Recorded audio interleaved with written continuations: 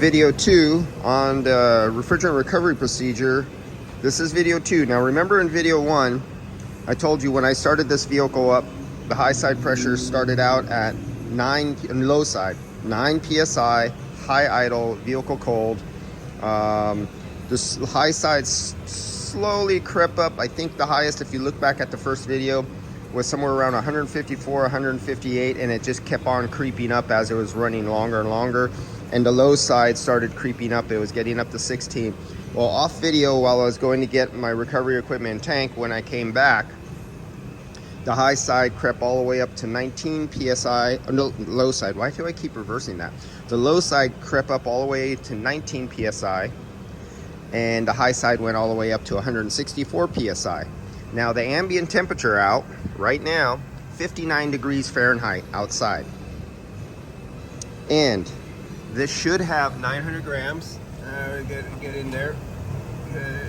We got 900 grams for the air conditioning on this, and I pulled out 135 grams. 135 grams, and I had a high side was going up to 160 some degrees and was just inching up 1 degree at a time, and we only have 135 grams, but we need 900.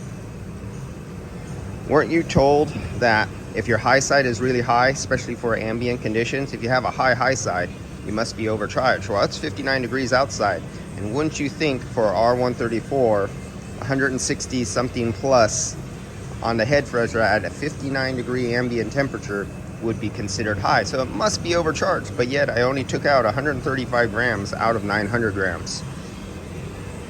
I'm not explaining it, I'm just telling you the facts.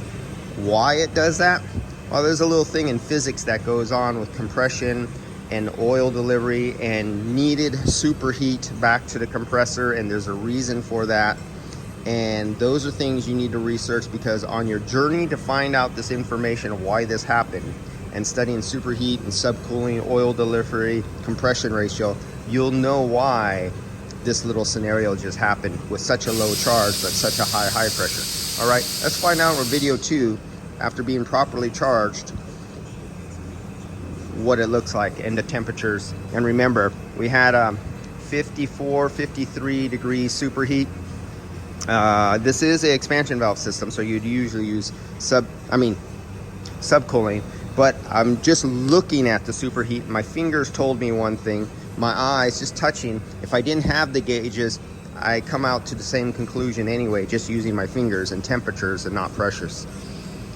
All right, wait for video 3. Let's see what happens.